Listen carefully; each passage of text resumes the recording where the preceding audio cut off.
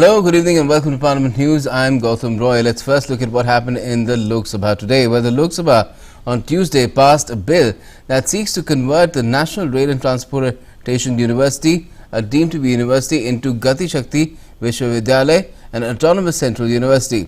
The Central Universities Amendment Bill, which also seeks to expand the scope of the university from beyond the railways to cover the entire transport sector to support the ambitious growth and modernization in the field, was passed by a voice vote after a brief discussion. Education Minister Dharmendra Pradhan said the legislation will generate appropriate human resources to meet the needs of the growing infrastructure of the country. The bill envisaged to rename the National Rail and Transportation Institute, Vadodara, as the Gati Shakti Vishwavidyalaya, India's first transport institute. Pradhan said the bill aims to build a global standard multimodal, multi-sectoral academic ecosystem, and it helps unify different departments to create a new infrastructure where various transport sector elements, railways, road, waterways, aviation and port along with IT will coordinate with each other on the platform of Gati Shakti mission. To quote him, this is a 21st century infrastructure that we are trying to create. For this infrastructure, an equally robust human resource has to be generated. Such a deemed university is being run by the railways, a multi-sectoral, multimodal, multidimensional and multidisciplinary institute since 2018. Now, the time has come to expand it. That's what the Education Minister said. Railways Minister Ashwini Vaishnav said the focus of the institute will be on 5 major aspects: transport-focused courses, skill development, applied research, technology development and transport economics and infrastructure financing. To quote him, while the headquarters will be in Vadodara, there will be campuses across the country which will be developed as centers of excellence. Transportation is a complex sector and globally all countries have such institutes. That's what Ashwini Vaishnav said amidst the din in the House. BJP MP from Vadodara, Ranjanaben Bhatt, said that the advancement of technology has made it imperative for training in specialized fields and the need for such courses which would guarantee immediate jobs. She referred to advanced technology being used in railways' anti-collision device for trains and the Vande Bharat train. She also said that such kind of institutes are prevalent in countries like Russia, Japan, China, US and UK. While JDU's Kaushalendra Kumar said, while supporting the bill, he raised the issue of granting Central University status to Patna University and the Nava Nalanda Mahavihara University. BJD's Chandrasekhar Sahu demanded more central universities in Odisha. Hasnain Masoodi of the Jammu and Kashmir National Conference Party, while supporting the bill, questioned why such central universities are always being established in Gujarat. To quote him, "My only concern is that why should everything go to Gujarat? It should be equally distributed. An Institute of Tourism and Hospitality should be established in Pahalgam." That's what he said.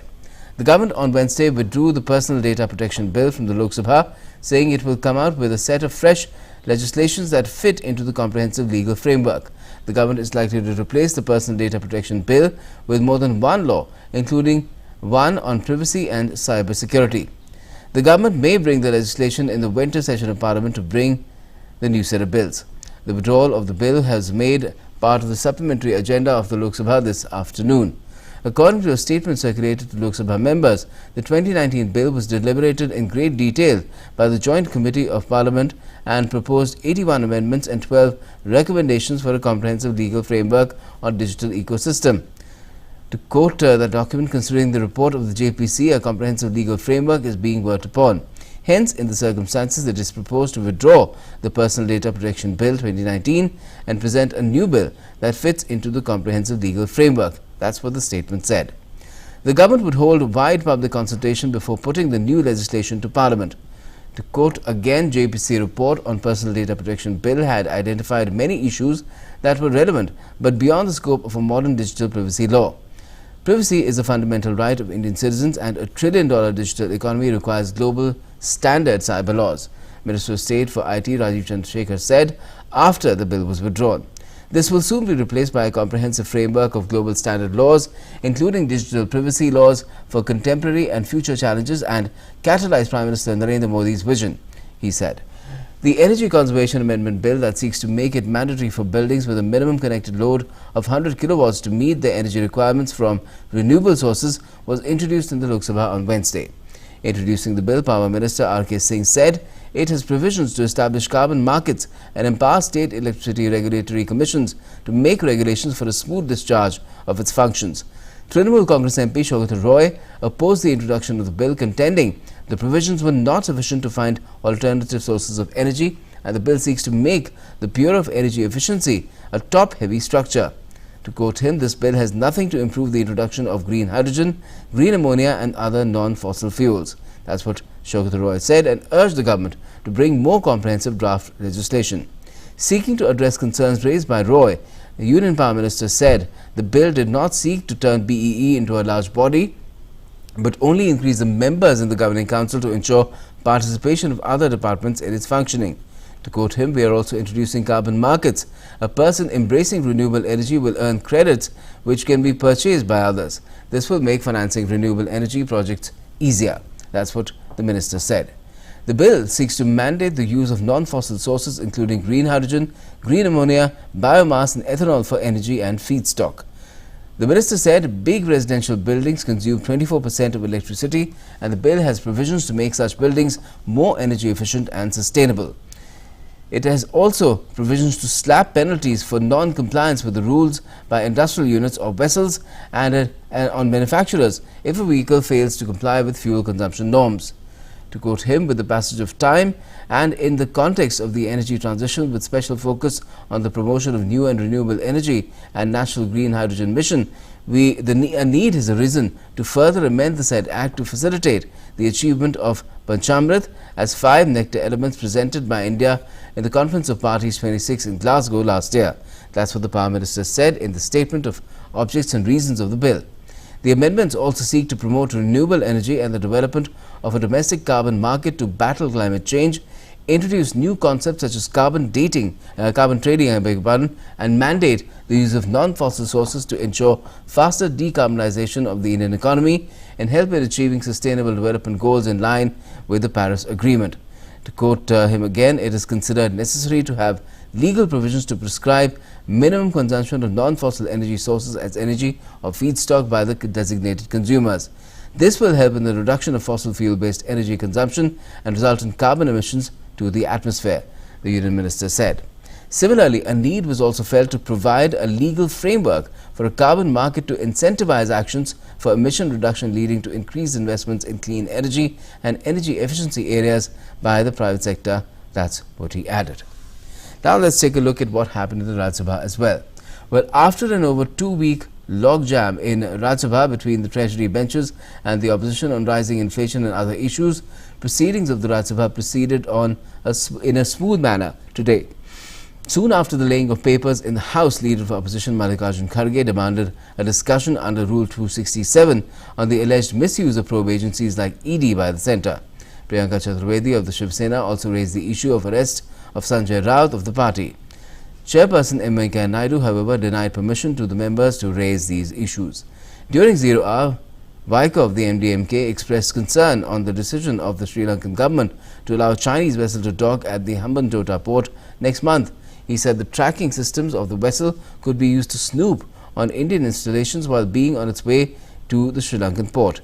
He urged the government to take steps to protect India's strategic interests. Benny Wishman of the CPI raised the issue of many women being denied benefits of PM Poshan Yojana due to absence of Aadhaar cards. Santosh Kumar of the CPI highlighted the issue of medical inflation in the country. To quote him, India is the 3rd largest manufacturer of medicines, and still medical inflation is high in the country. It is 14% when compared with other Asian countries. It is difficult for an ordinary Indian to afford medical courses, he added. Ajay Pratap Singh of the BJP called for home delivery of medicines by CSD canteens in the country to benefit ex-servicemen. Ami Yajnik of the Congress urged the centre to facilitate affordable access to treatment to cancer patients in the country. To quote Yajnik, as per an ICMR report, the number of Indians suffering from cancer is likely to increase. This is a growth situation. We need access to cancer treatment, and facilities related to it should be a major issue. I urge the centre for more investment for infrastructure for cancer patients and ensure easy access to such facilities for cancer patients, he said. The senior Falero of the All India Trinamool Congress raised the issue of condition of seamen in Goa, while Harbhajan Singh of the Aam Aadmi Party raised the issue of attacks on Sikhs in Gurdwaras of Afghanistan.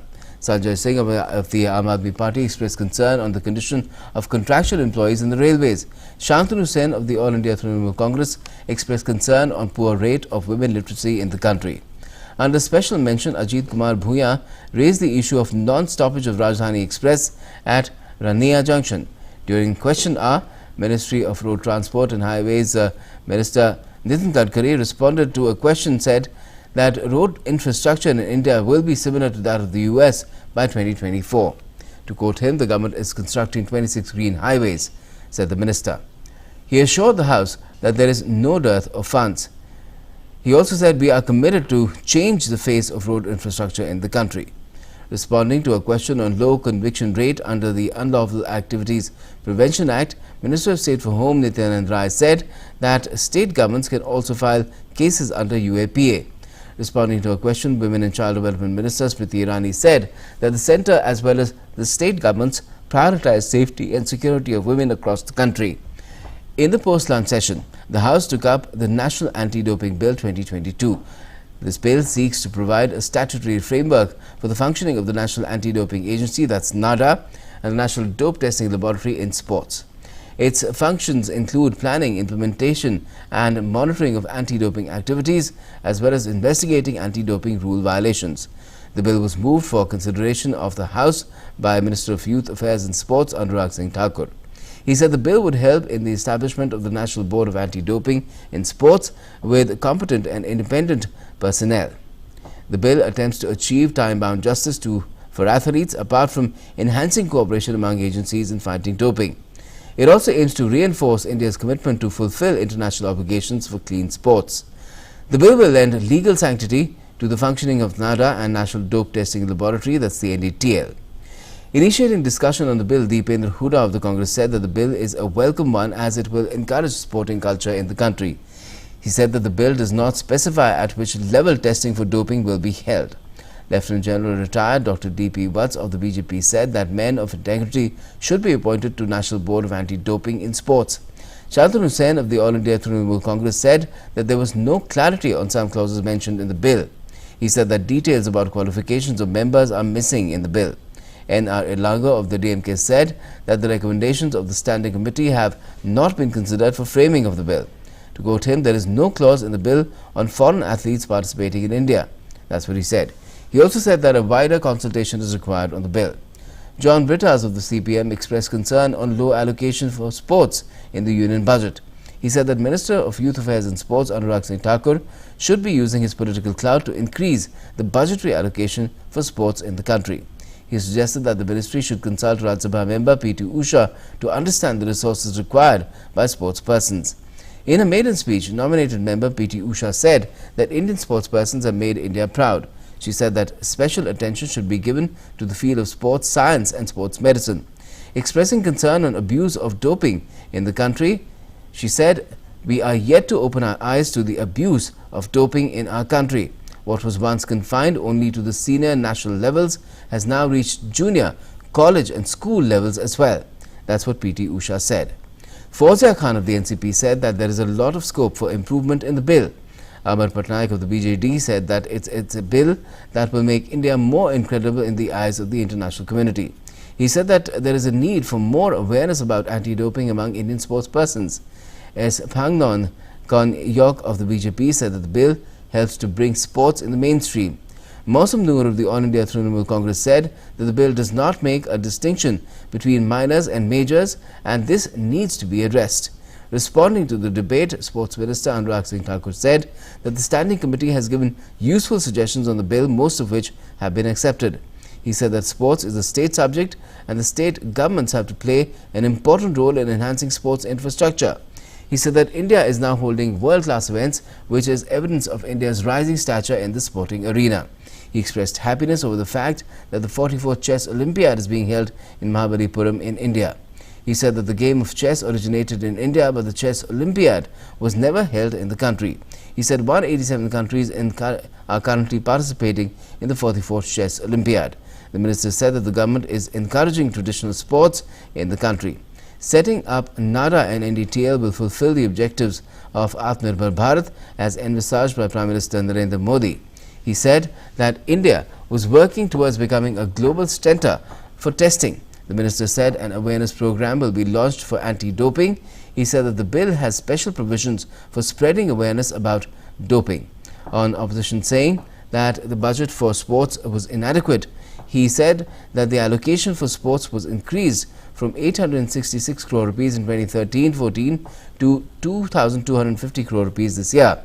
Following the minister's reply, the House passed the bill by voice vote after the motion by John Brittas of the CPIM to refer the bill to a select committee of the Rajya Sabha was rejected. With Rajya Sabha passing the bill, it has now received approval of Parliament as it has already been approved in the Lok Sabha.